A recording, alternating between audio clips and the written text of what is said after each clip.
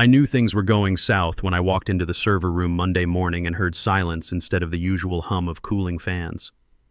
That room had been my second home for 8 years, the place where I kept the financial heartbeat of Southwest Building Materials pumping. Without me, 12,000 construction workers across Texas, Arizona, New Mexico, and Colorado don't get their paychecks. When construction workers don't get paid, they don't just complain, they park their equipment and walk off the job. I'm Brian Thompson, 48 years old, and I've been the senior database administrator here since this company was half its current size. I run the payroll back end for everything from concrete pourers in Houston to crane operators in Phoenix. It's not glamorous work, but it's honest work, and I'm damn good at it. Let me tell you something about construction payroll. It's not like running numbers for some office workers. These guys work in the heat, in the cold, on weekends, through holidays. They climb 20 stories up on steel beams. They pour concrete in 110-degree weather. They work overtime when a storm hits and people need their power back. They deserve every penny they earn, and they deserve to get it on time. The system I maintain isn't some sleek, cloud-based wonder that the sales brochures promise. It's a beast built on legacy SQL databases, custom scripts, and 8 years of patches that I've applied with the precision of a master mechanic working on a vintage Harley. I know every workaround, every quirk, every potential failure point. When the prevailing wage laws changed in Arizona last year, I rewrote the calculation engine in 3 days. When OSHA updated their reporting requirements, I built the compliance module from scratch while drinking bourbon and listening to Skinner at 2 in the morning. You want to know how complex this stuff gets? Try calculating overtime for a crew that starts work in Texas on Monday, moves to a job site in New Mexico on Wednesday, then finishes the week in Colorado. Each state has different labor laws, different tax rates, different union rules. Then factor in equipment rental time, hazard pay for working near chemical storage, and federal prevailing wages for government contracts. Ashley's Excel sheet was about to meet reality, and reality doesn't care about your pivot tables. But corporate doesn't see it that way. They see an old system that needs modernizing, and they see me as the guy standing in the way of progress. That's where Andrew Rodriguez comes in. Andrew is the VP of Operations, and more importantly, he's the chairman's son. 3 months ago, our company got acquired by Rodriguez Family Holdings, a construction conglomerate that owns everything from cement plants to equipment rental chains. Andrew came in with a mandate to streamline operations and eliminate redundancies. Translation: fire expensive people and replace them with cheaper solutions. I'd met Andrew a few times in passing. He's one of those guys who wears a suit to construction sites and stays in his air-conditioned truck while real workers sweat their asses off in the sun. Got his MBA from some prestigious school and thinks every business problem can be solved with a PowerPoint presentation and buzzwords like digital transformation and operational efficiency. He's never spent a day on a construction site, never had to calculate overtime for a crew working emergency storm repairs, never had to explain to a single mother why her paycheck is late because the system crashed. The meeting happened on a Tuesday. Andrew called me into his office along with Patricia Williams from HR. Patricia's been here almost as long as I have, but she's always been more worried about protecting the company than protecting the employees. She's got that nervous energy of someone who knows bad news is coming but has to deliver it with a smile. Andrew's office looked like something out of a corporate magazine. Glass desk, leather chairs, and a view of the equipment yard that he probably never actually looked at. He was tapping on his tablet when I walked in, making me wait while he finished whatever earth-shattering task required his immediate attention. "Brian," Andrew said, not bothering to look up from his tablet, "we're restructuring the IT department, moving to a more agile, cost-effective model." I sat down in the chair across from his desk. "What does that mean for payroll operations?" That's where it gets exciting. Andrew finally looked at me, flashing the kind of smile that car salesmen practice in mirrors. "I want you to meet my niece, Ashley. She just finished her MBA and she's built an incredible model that's going to revolutionize how we handle payroll. Here's the thing about family businesses. Competence takes a back seat to bloodlines every time. I'd seen it before in other companies, but I thought our operation was too critical for that kind of nonsense. I was wrong. Ashley Rodriguez walked in like she owned the place, which technically, through family connections, she kind of did. She was 25, wearing a business suit that probably cost more than most of our workers make in a week. and carrying an iPad like it was the holy grail of business solutions. "Hi, Brian," she said, extending a perfectly manicured hand. "I've been reviewing your processes. Very thorough, but also very manual. I think we can do better." The way she said manual made it sound like I was still using an abacus and stone tablets. "Better how?" I asked, though I had a sinking feeling I already knew where this was heading. Ashley set her iPad on Andrew's glass desk and started swiping through screens with the confidence of someone who'd never seen a real system crash and burn. "I've built a comprehensive payroll solution in Excel. It's cloud-based, it's intuitive, and it can handle all the calculations you're currently doing with those old SQL databases." I stared at her for a long moment. "Excel? You want to run payroll for 12,000 construction workers with a spreadsheet?" "Not just any spreadsheet," Ashley said, getting a little defensive. "This has pivot tables, conditional formatting, automated macros. It's like having a database, but user-friendly." User-friendly. That's what they always say when they want to replace something that actually works with something that looks prettier. I've been in this business long enough to know that user-friendly usually means it works great until it doesn't, and then you're screwed because nobody understands what's happening under the hood. I looked at Andrew, hoping to see some sign that he understood how insane this was. "Is this a joke?" "It's innovation, Brian," Andrew said, leaning back in his leather chair. "Ashley's model can reduce processing time by 60% and cut our IT overhead significantly." There it was. Cut our IT overhead. What they meant was they could fire me and pay Ashley a fraction of my salary. I'd seen this movie before at other companies. Young MBA comes in, promises the world with some half-baked solution, older employee gets shown the door, and then 6 months later they're begging the old guy to come back and fix the mess. "The payroll run is Friday," I said, keeping my voice level. "Today is Tuesday. If you're planning to switch systems, you need to understand what you're dealing with. This isn't just adding up hours times hourly rates." I started counting off on my fingers. "We have prevailing wage calculations for government contracts. Union versus non-union differentials that change based on the type of project and how many consecutive days a crew has worked. Equipment rental tracking that has to be cross-referenced with GPS data. OSHA compliance reporting. Multi-state tax withholdings where a guy can start the week in Texas and finish it in Colorado." Ashley was nodding along like she was following, but I could see her eyes glazing over. She thought she understood because she'd read about payroll in some textbook. "I've accounted for all of that," she interrupted. "My model includes lookup tables for all state regulations and automated tax calculations."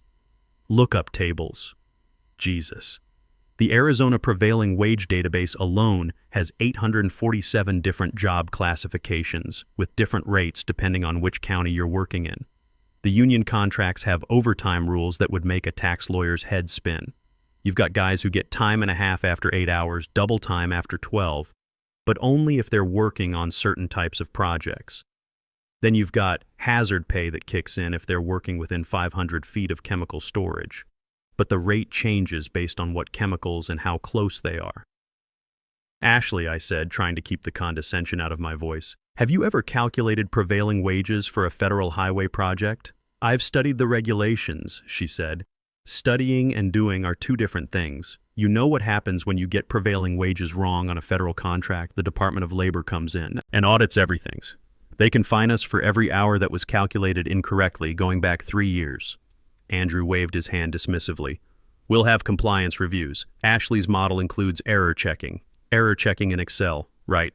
Like conditional formatting was going to catch it when some crew foreman in El Paso enters his time wrong and Ashley's lookup formula returns the wrong wage rate for 40 guys working a government job."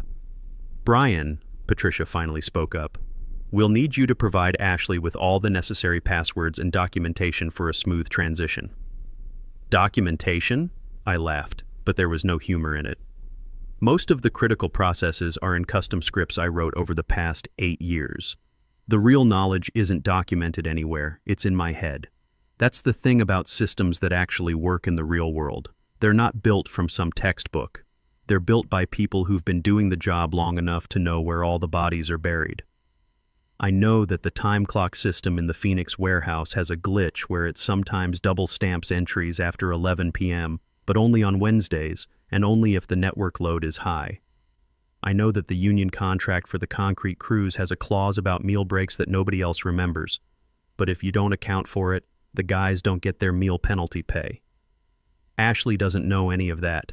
She's got her pretty spreadsheet with its color-coded cells and its fancy formulas, but she's never had to explain to Big Jim Patterson why his crane operators are showing up as earning less than minimum wage because some calculation went sideways.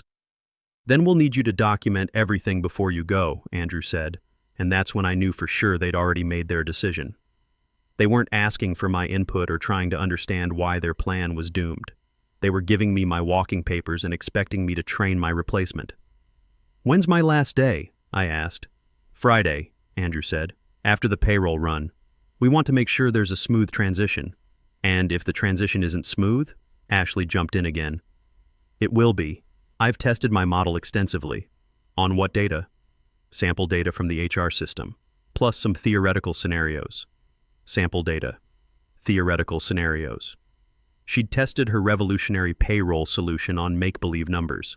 It was like testing a race car by driving it around a parking lot at 5 mph and then assuming it would handle the Daytona 500. I stood up, my knees popping the way they do when you've been sitting too long or when you're about to make a decision you know you'll either regret or celebrate. "All right then, I guess we'll see how it goes." "That's the spirit," Andrew said, already looking back at his tablet. "Patricia will have your severance paperwork ready by end of business." I walked toward the door, then stopped and turned back to Ashley. "One piece of advice." She looked up from her iPad, probably expecting some technical tip about database connections or file formats. "When the system crashes," I said, "and it will crash, don't panic. Just remember that 12,000 people are counting on their paychecks to pay rent and buy groceries. That might help you prioritize." The look on her face told me she still didn't get it. She thought this was just numbers on a screen. She had no idea she was about to be responsible for people's lives. I didn't argue anymore. I didn't try to explain why Ashley's approach was doomed to fail worse than a paper airplane in a tornado. Sometimes the best teacher is experience, and Ashley was about to get an education that no MBA program could provide. The next 3 days were like watching a slow-motion car crash. I spent Wednesday and Thursday doing exactly what they asked, documenting everything I could think of, creating user guides, and writing step-by-step instructions. But here's the thing about complex systems that have evolved over 8 years. You can't document institutional knowledge. You can't write down the gut feeling you get when something doesn't look right, or the instinct that tells you to double-check a calculation because it seems off by just enough to matter. Ashley shadowed me those 2 days, taking notes on her iPad and asking questions that showed she had no clue what she was getting into. "Why do you manually verify the Arizona wage classifications?" she asked Wednesday morning as I ran through the pre-payroll checks. "Because the state database has been corrupted since 2019, I explained. It shows the right wage rates, but about 3% of the job classifications return wrong county codes. If you don't catch it, guys working in Phoenix get paid Tucson rates, which is about $4 an hour difference. Can't we just fix the database? It's a state system. We don't control it. We just have to work around it." She made a note on her iPad. I could see her typing "fix state database issue" like that was something she could handle with a phone call. Thursday afternoon, Ashley was feeling confident enough to start importing real data into her Excel model. I watched her upload the raw time files from our 47 different job sites across 4 states. The spreadsheet immediately started lagging. "It's just loading," she said, clicking refresh repeatedly while Excel churned through 12,000 employee records. But I could see what was happening. Her lookup formulas were hitting circular references because she didn't understand how prevailing wage calculations cascade. When you've got federal, state, and local wage requirements that can all apply to the same job, you can't just use a simple VLOOKUP. You need conditional logic that checks multiple criteria in a specific order. "Ashley," I said carefully, "you might want to test that on a smaller dataset first." "It'll be fine," she replied. But I could hear the uncertainty creeping into her voice as Excel's memory usage spiked and the program started freezing. Friday morning came, and it was time for the official handoff. Ashley showed up early with her laptop and the kind of nervous energy you see in rookie drivers before their first NASCAR race. "Ready to make history?" she asked, trying to sound confident. I gathered my personal items while she set up at my workstation. Coffee mug that said "World's Okayest Database Admin," photo of my Harley Davidson, and a bottle of bourbon I kept for emergencies. Seemed appropriate to take it with me. Something told me they'd be needing it more than I would. The bank cutoff for direct deposits is noon, I reminded her. After that, people don't get paid until Monday. Got it, Ashley said, already focused on her screen where Excel was grinding through the payroll data like a wood chipper trying to process a telephone pole. I started to leave, then stopped. Ashley, one more thing. When this goes sideways, and it will go sideways, don't try to fix it by running the calculations again. Each time you reprocess, you create duplicate entries in the system. Fix the problem first, then rerun. She wasn't really listening. She was staring at her screen where the spreadsheet was showing error values in about half the cells. Patricia walked me to the security desk where Eddie Morrison was waiting with my severance paperwork. Eddie's a good guy, ex-Marine who understands the value of knowing your job inside and out. Sorry to see you go, Brian, Eddie said as I signed the documents. This doesn't feel right. It's just business, Eddie. Bad business, but business nonetheless. I drove home in my pickup truck, windows down, Creedence on the radio. I should have been angry, but mostly I felt like I was watching a disaster movie where you know the asteroid is going to hit, but the characters haven't figured it out yet. My phone started buzzing around 10:30 a.m. Text from Kevin Martinez, one of the payroll clerks. Brian, Ashley's spreadsheet is showing weird numbers. My overtime calculation says I worked negative hours last week. Then another text from Danny Walsh in the Phoenix office. Dude, according to this payroll report, I make $847 an hour as a concrete finisher. I wish. By 11 o'clock a.m., my phone was lighting up like a Christmas tree. Guys from all over our territory were seeing their pay stubs in the employee portal, and nothing made sense. Employee ID numbers were getting mixed up with social security numbers. Job classifications were scrambled. Crane operators were showing up as office clerks, concrete finishers were listed as executives. The funniest one came from Tony Ramirez, a foreman in El Paso. Brian, my pay stub says I worked 2,847 hours last week and my net pay is negative $12,000. Did I rob the company or did the company rob me? I could picture exactly what had happened.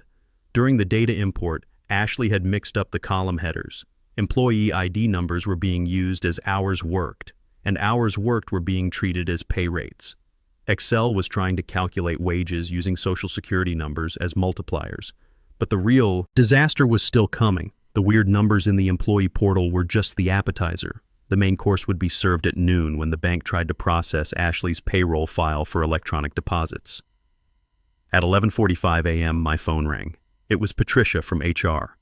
Brian, her voice was tight with panic. We need to talk. Ashley's payroll file is showing some irregularities. Irregularities? According to her calculations, we owe the federal government $2.3 million in tax withholdings this week, but we only collected $180,000 from employee paychecks. I pulled into my driveway and sat in the truck listening to Patricia explain how Ashley's Excel model had managed to create what was essentially a mathematical black hole. Also, Patricia continued, the bank is questioning why we're trying to direct deposit $47,000 to one concrete mixer in Albuquerque, while simultaneously deducting $23,000 from a crane operator's pay for something called equipment rental recovery fees.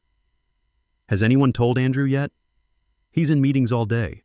Ashley said she could fix it. Famous last words. I'd heard them before from every overconfident rookie who thought they could patch a sinking ship with duct tape and good intentions. Patricia, I said, you might want to cancel those meetings. By 2 o'clock p.m., Southwest Building Materials wasn't a construction company anymore. It was a disaster zone. The bank had rejected Ashley's payroll file so hard it probably left scorch marks on their servers. According to their automated response, we were attempting to transfer invalid amounts to invalid accounts using invalid routing protocols. The employee portal had crashed under the weight of 12,000 workers trying to figure out why their pay stubs looked like they'd been written by a drunk accountant having a nervous breakdown. Some guys were showing overtime rates of $847 an hour. Others had negative salaries and somehow owed the company money for the privilege of working there. But the real fireworks started when the union got involved. Big Jim Patterson has been representing construction workers for 25 years. He's built like a linebacker, talks like a truck driver, and has zero patience for corporate nonsense. When his guys don't get paid, Jim doesn't send strongly worded emails. He shuts things down.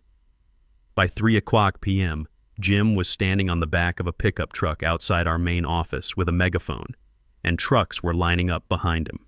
Southwest Building Materials thinks they can play games with working people's paychecks. His voice boomed across the parking lot. If they can't figure out how to pay us, maybe we should stop working for them. The wildcat strike spread faster than gossip at a high school reunion. Phoenix sites shut down first, then Albuquerque, then the highway project outside Denver. By 4:00 p.m., every Southwest Building Materials job site in 4 states had gone quiet. 12,000 workers sitting in their trucks, posting videos on social media, calling local news stations. The footage was beautiful in a tragic sort of way. Aerial shots of idle construction sites, interviews with workers holding pay stubs that made no mathematical sense. Union reps explaining to reporters how a company that builds half the infrastructure in the Southwest couldn't figure out basic payroll. My phone kept buzzing with updates from Eddie and the other guys still inside the building. Ashley's locked herself in the conference room, Eddie texted. She's been trying to fix her spreadsheet for 3 hours, but every time she changes something, it breaks something else. Another text. Andrew's been screaming at IT support all afternoon. Apparently, Ashley deleted the original data when she tried to reload the file. That made me chuckle. Of course she did. When you're panicking and something's not working, the natural impulse is to start over. But when you start over in Excel without backing up your work, you lose everything. Ashley had just erased the only copy of the raw payroll data, and the backup systems only worked if someone who knew what they were doing set them up properly. Tuesday morning, I was sitting on my porch drinking coffee and reading news articles about our payroll crisis when my phone rang. Andrew Rodriguez, Brian. His voice sounded like he'd been gargling gravel. We need to talk. Morning, Andrew. Saw you on the news last night. Nice interview. I especially liked the part where you said the problems were caused by unforeseen technical complications during a routine system upgrade. Cut the jokes. The State Labor Board is opening investigations in 4 states. The union is talking about a class action lawsuit. The bank froze our operating accounts because our payroll file made their fraud detection system think we'd been hacked. Sounds like quite a situation. I need you to come back. Consulting basis. Name your price. I'd been waiting for this call since Friday afternoon. $15,000, cash, up front, plus a new contract at double my old salary. Done. I'm not finished. I want a public apology from you and Ashley posted on the company website, admitting that the payroll problems were caused by premature implementation of an inadequate system. Long silence. Then, fine. And one more thing. I report directly to the CIO now, not to operations. I'm done dealing with people who think Excel is enterprise software. Whatever you need, Brian. Just fix this. I drove back to the office Wednesday morning. The parking lot still had union guys camped out, but they waved when they saw my truck. Jim Patterson walked over as I was getting out. Brian, tell me you're here to save our asses. Working on it, Jim. You guys should see some action by Thursday morning. What about back pay for the time we've been sitting here, every penny, with overtime for the guys who were scheduled to work? I walked into the building like I owned it, because for the next few days I basically did. The server room felt like coming home after a long trip. I fired up my workstation and started digging through the wreckage Ashley had left behind. It was worse than I'd expected. She hadn't just corrupted the payroll data. She'd managed to lock the database tables, create circular references in the tax calculation modules, and somehow convince the system that we employed 847,000 people named error. It took me 18 hours of solid work, but I rebuilt everything from the archived transaction logs, real backups stored on systems Ashley didn't even know existed. By Thursday morning, I had a clean payroll file ready for the bank. I hit the transmit button at 6:00 a.m. The electronic funds transfer went through without a hitch. 12,000 workers would wake up to find their correct paychecks waiting, plus overtime pay for the days they'd lost sitting in the parking lot. Friday morning, I walked into Andrew's office. He looked like he'd aged 10 years in a week. It's done, I said. Everyone's been paid correctly, including compensation for the strike days. Thank you, he said quietly. Where's Ashley? Reassigned to marketing research. Turns out family connections only go so far when you cost the company millions of dollars and nearly trigger a federal investigation. And my new office? Andrew gestured toward the corner office with the windows overlooking the equipment yard. All yours. I had them put in a new coffee machine. I walked to my new desk and sat down in the leather chair. Through the window, I could see the construction sites coming back to life, cranes moving, trucks rolling out with full crews. My phone buzzed with a text from Eddie. Heard Ashley's working in marketing now. Think she can handle calculating ad impressions? I opened my desk drawer and pulled out the bottle of good bourbon I'd been saving for a special occasion. This qualified. Sometimes the old ways are the best ways. Sometimes experience trumps innovation. And sometimes, when corporate tries to fix what isn't broken, they learn the hard way that some jobs require more than just an MBA and an Excel spreadsheet. I poured a shot into my coffee mug and raised it toward the window. Here's to keeping the beast running and making sure working people get what they've earned. That's worth drinking to.